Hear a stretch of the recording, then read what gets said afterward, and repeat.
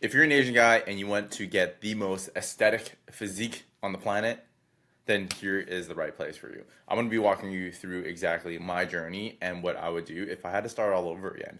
I've been doing this for about 18 years of training, and I don't think I have the most aesthetically pleasing, most shredded physique on the planet. I don't, but I definitely really like my body. And maybe there's some people that will like that too. But the main thing is I've transformed over 1,250 elite guys already. So I know a thing or two, especially on the genetic side of things. So hopefully I can give you a little bit of insight what I would do if I started over. So let's go all the way back in time into when I first started training. I was like the skinny fat kid. Okay, like literally really tiny arms. Like I didn't like the way I looked, and I was really pudgy, right? I just didn't feel, and I had like a double chin too. So I was like pinner arms, double chin, big belly, and I just didn't feel like happy. And so one of the mistakes that I actually made growing up was I just did a ton of sit-ups. Like every single day on my bed, I'd be doing a bunch of sit-ups. And the reason why is because there was this girl in my class and I really wanted to take off my shirt for some reason. That was like my motivation. So every single night I was doing sit-ups. I was just like, yeah, this is for X. I'm not gonna say her name. But that was kind of like what I did. And that was like the first time I was actually training. I just wanted to get abs for a really, really long time. And I started doing that when I was like 10 years old. In hindsight, if I was that stage before where I would probably define it as like really skinny fat, I would probably, do it a little bit more systematically. So if you're in that skinny fat stage and you're really not sure what step to do, there's a few options, or there's really only two. You can either, or there's three actually. You can either just drop more fat, right? So just go through shred, right? Or you can go through a bulk, or you can eat at maintenance. So what is the best option? Knowing me way back when, if I was like 13 years old, I would 100% just go through massive bulk. Like I would just eat as much as I can, eat a lot of protein. I would train super hard and just allow my growth hormone, its peak testosterone, like going through my system. I would just allow it to build a lot more muscle. But if I'm older than 30 years old, I would do things completely different. It's kind of almost like a reverse then, where if you're 30 and you have high body fat percentage and you're stressed out, you have a lot of cortisol levels, what's actually going to happen is your testosterone level is going to be at a pretty low level. So, and the reason why is because you have a lot of stress and you have a lot of body fat. Those two things in itself will compromise your testosterone in itself naturally, which means your ability to build muscle mass is a lot more difficult at that range. Now, what I would do if I was 30 years old and let's just say I was like 20 to even 30% body fat, I don't have a lot of muscle mass, I would personally go through a shred. Why? Because you just feel a lot better. You're gonna have a lot more energy. You're gonna feel a lot better. You're gonna see a lot of progress pretty quickly because when you go through a shred, you can really see like if you have a little bit of definition in your abs, you go through a little bit of shred. So you're gonna see it. You're gonna literally see your abs bulking through, and that's gonna give you a lot of motivation to continue doing what you're doing. Okay, so let's just assume you are 30 years old and you're like, all right, man, let's go through this cut. What is the first step, and what are the things that I would 100% avoid? So let's talk about the things I would avoid first. I would avoid doing crazy fad diets. So anything that's like really short term, anything that you cannot do for like 10 plus years, that's considered like a fad diet. So cutting out your carbs, might work short term. Juice cleanses, those are really, really short term because you literally cannot live off of juice. Imagine doing that for like 10 years. That'd be miserable. You'd be terrible. That'd be a terrible thing. Okay. Intermittent fasting, I mean, that could be a tool to be honest, but oftentimes you're just shortening your windows. It might be sustainable for you long term. It's just really up to you. And there's like a bunch of other ones. Like, I can't even think. There's like so many of these fad diets that I almost like lose track of. But the main thing you need to do for this phase is you need to be in a controlled calorie deficit. Okay. I tell this for all our clients. If I were trying to go through a calorie deficit, the first thing I need to understand is like how much of a calorie deficit do I need to be in? Okay. So obviously there's a bunch of calculators online. To be completely honest, like they're not really the most reliable because you need to actually know what your metabolic rate is. And there's so many different factors that will impact your metabolic rate, such as like your activity level, how much muscle mass you have, what is your body composition, what is your stress level, cortisol level, what is your testosterone. Like there's so many different factors, right? So like how do you actually know? The best way of actually knowing is actually testing, okay? Doing a test on yourself. That means going through something called a DEXA scan, going to like a facility that offers that. And we have obviously like partners in there, but you go to the facility, get a DEXA scan, and they're going to give you a body composition. Literally going to be like, this is how much you weigh. This is how much you have for like body fat. This is how much you have for muscle mass. Okay, that's your starting point. But just, and it's also going to tell you like your resting metabolic rate. That's not super important.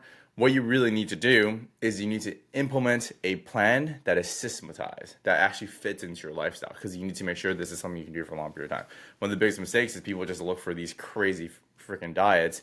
They lose like 30 pounds in like the first month, but all of that is muscle mass, right? People don't realize that as you go through a calorie deficit, too big of a calorie deficit, you start to lose a lot of muscle mass, because it's literally going to take away your energy from the areas of your muscle so that it can fuel you and help you survive, right? So having a DEXA scan is quite important. A few reasons.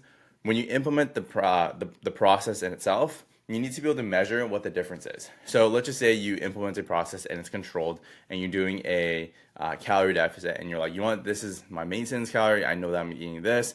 We're going to retest that. And let's just say you lost 0 pounds in the first 4 weeks. What should you do? Well, don't freak out. Look at the DEXA scan, because what if you lost 5 pounds of fat and you gained 5 pounds of muscle?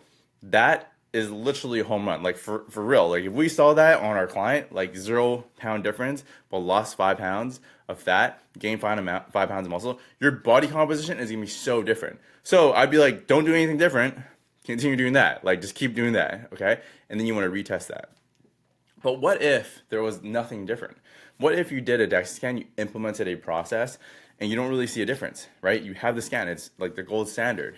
Well, first off, you need to look at what you're actually doing. Is the thing that you're actually doing, first off, sustainable for your lifestyle? But secondly, is it actually putting you in a calorie deficit? If your weight is staying exactly the same and there's no difference in fat loss, no difference in muscle gain, you're not in a calorie deficit. So you need to reduce your caloric intake, and that's really the best way to help you understand what is your resting metabolic rate, what's your maintenance calorie, how much calories are you burning at rest, and that is literally objective data that you can go back to and be like, in this phase of my life, this is how much I ate. I know that if I were ever to gain that weight, this is it, right? So having your own blueprint is really, really important. The thing that we really want to emphasize is there is going to be a point in time for every single person where as they go through a calorie deficit, if they do it for too long, like if you do a prolonged calorie deficit, you might start to lose a lot of weight. But that weight might be muscle mass. So your weight might actually go down, but because your body's going to hold on to the fat because it's a survival mechanism, what's going to happen is you're going to lose a lot more muscle mass. As you start to lose a lot more muscle mass, your weight is literally going to trend downwards. But if you look in the mirror, you're going to be like, oh my God, I look kind of sick. And this is a really, really common thing. That's why it's super important to have a DEXA scan. Okay, so going back to our first example of the individual who is a bit more skinny fat, should he bulk or should he cut? In my honest opinion, I would just go through a shred, because once you go through a shred where let's just say you're like maybe sub 20% body fat, then we can start to increase your calories to get you through a muscle building phase. And because you're lean enough, you're going to see a little bit more definition when you actually go through a process of building up your muscle and you do it really, really correctly. This is what's going to happen. If you just were to increase your calories and there's really no control around things, meaning what you're going to do is you increase your calories and you're just like, oh, you know, I'm just going to eat whatever.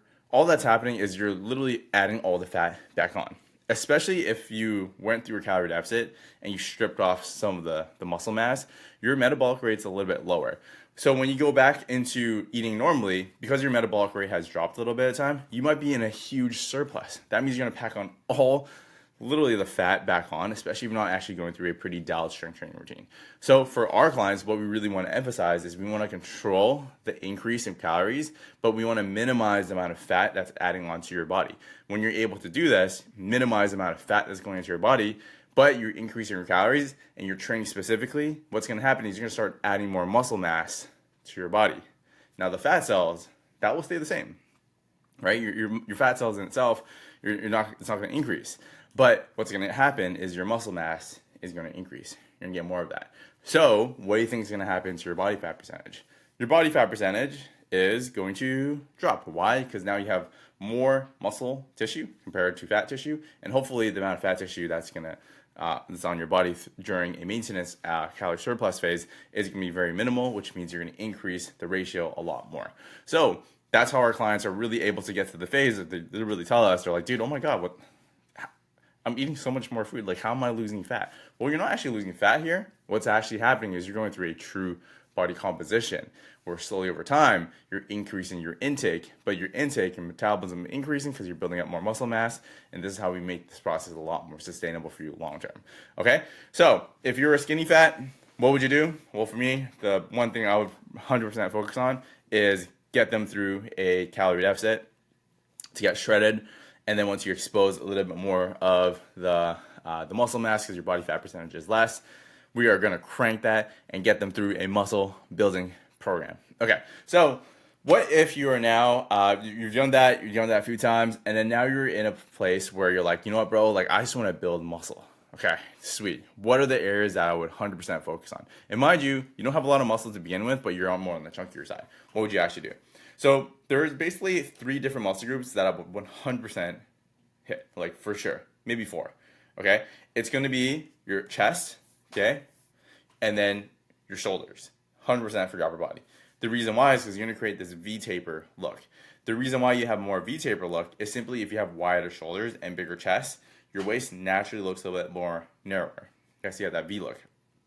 The other exercise is probably the thing that you're not going to like, but it's going to be training your legs. Why? Because 60% of your body, literally like more than half your body, some guys, is your leg. So why would you not use the engine that's going to help you become a fat burning machine? The objective here isn't just to get you shredded short term, right? It's to be able to create a system where you can build blocks of muscle so that it's a lifelong process where you have your metabolic rate literally up to here and you're becoming a fat burning machine. So how do you actually do that? You need to increase your muscle mass. What's the easiest way of doing that? It's actually training your legs. Oh, but Dex, I don't want my legs to be too big. Don't worry, it won't, because it takes a long time to get there. In fact, like the first 4 to 6 weeks of any strength training routine, it's all central nervous system. That means it's the connection from your brain to your muscle. That is the thing that gets a lot stronger in the first 4 to 6 weeks. Unless you're a complete beginner, the process of building out muscle, it takes a bit of time here. So just to let you know, if you are afraid that things aren't going to fit, your pants are going to be too tight, all that jazz, like don't worry, like that's definitely not going to happen. And if you also want to make sure this doesn't happen for sure, really think about lower volume exercises. That means instead of doing higher repetition, which then creates a lot of stimulus for the muscle to fatigue, what you can focus on is just lower repetition, which then has more CNS activation. Your muscle is not going to be going as close to failure for the most part, longer rest time. So therefore, less of the muscle tissue actually rips, which then means there's less chance for it to actually grow. So some people, obviously you're kind of talking about like, oh, this is if I don't want my legs to get too big versus like building muscle mass for metabolism. These are completely different. In my personal opinion, we would get all our athletes going through a strength training process because it's really, really good for you. Like, it's not just like, hey, it's all about aesthetics. You want to make sure this is super functional. You want to make sure that when you're older, you're not just like going up and down stairs and being super tired, or you want to be able to run with your kids. If you want to do these things, you need to have strength in your legs. And especially if you're older than 30 years old and you're a man, risk for Achilles tendon rupture just goes up a lot higher, right? Achilles tendon rupture is one of the things where, like, if you don't really dial this in by the time you're like 60 or even 70, some individuals, they walk off a curb and then they rupture it. Why? Because the capacity is so weak. So it's also thinking about like future pacing yourself. Like, how can you create a plan so that essentially in a few years, like, you don't need to like worry about it so much. So might as well work on it now. So in terms of like the actual training protocol, I'm giving you the full thing right now. I would personally, if you had 5 days to work out, I would just go into upper day, lower day, have a rest. Upper day, lower day, rest. Upper day. I would do something like that. If it was only you had 3 days to train, I would just do full body training splits all the way through. Personally, for me, I do it a little bit differently because I'm more in like a maintenance phase. But I actually have like an upper body day, I have a lower body day, and then I actually have more like a conditioning plyometric day. And for me, I love those days. The plyometric days are a lot shorter. It's around like 40 minutes. And then the strength days, they're a good time. It allows me to like just get in the zone. So it gives me a lot more variety, right? And also something to consider is like how well can you build the fast twitch muscle fiber? Fast twitch muscle fiber is the thing that's going to help you live a long period of time. So that's really one thing that we really try to focus to push our clients towards. You can build a lot of strength. You can build a lot of capacity. But in order for you to have that reactive skill to be able to be explosive, to live a long period of time, you really need to consider looking at getting a little bit more of that fast twitch muscle fiber so that you can continue playing tennis sports, racket sports, pickleball, all of these things, because that's going to increase longevity. All right, so the next one is we're talking about specific body parts right now. Flat stomach. Like, how do we get rid of the flat stomach? Should you do like a bunch of sit ups like how I did it when I was younger?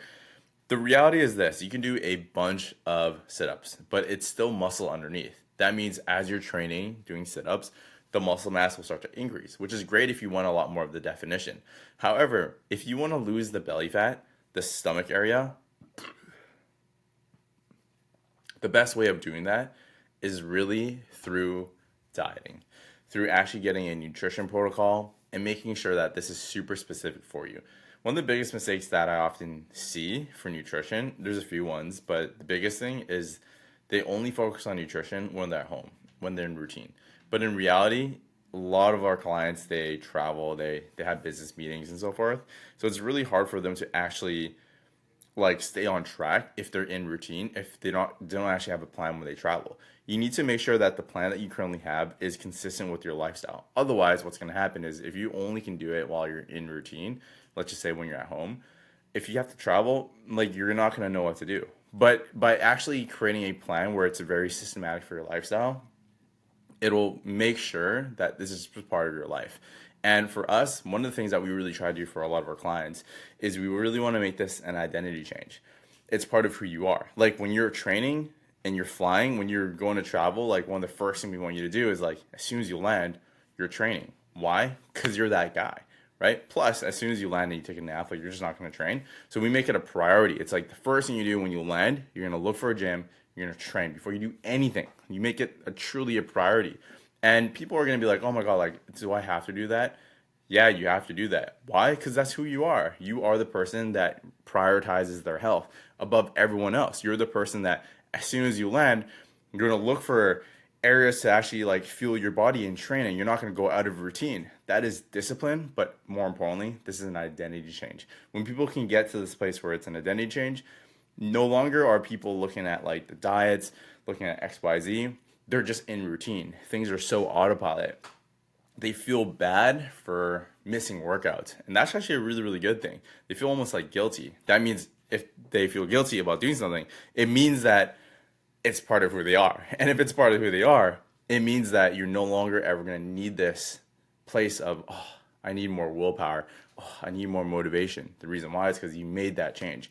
Draw a line in the sand, step over, and you became that person. So getting that flat stomach, it's all about nutrition. I'm kind of going on a tangent right now, but a lot of it is really trying to create things systematized to your life so that it's just part of who you are. Okay, so the next thing is jawline.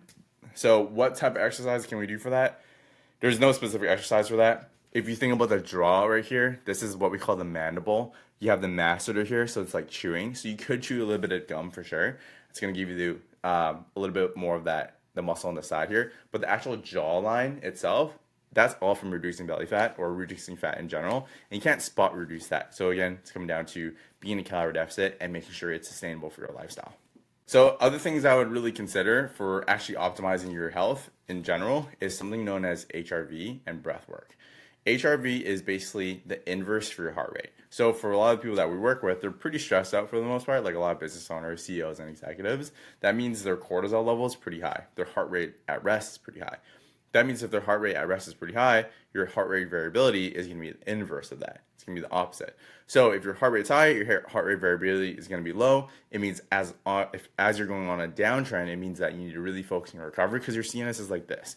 One of the common mistakes that we often see is people who don't really track this, but also they might be going through a really stressful time at work. Cortisol's up to here. And instead of just going through a deload and like taking a rest day, they don't even care or they don't know, and they go through a crazy intense, high intensity workout class. And this is literally going to make you like burn out CNS wise, right? Why? Because you're just like up here, and then you go do an exercise where it's going to increase your heart rate like so much, you're going to burn out, right? And that really becomes unsustainable. Your cortisol level just continues to rise. You're like, oh, you're literally just going to burn out here. And then it's not as effective, not able to recover. You become really, really stressed out. It affects your sleep. So one of the things that we really highly recommend is looking into getting HRV. Okay, so that's basically it for now because I talked a lot of time. But if you guys like this video, hit that subscribe button. I'm gonna keep doing these videos, hopefully provide a lot of value for you. There's gonna be more videos over here. Check them out and let me know in the comments what else you want to learn about. See you guys.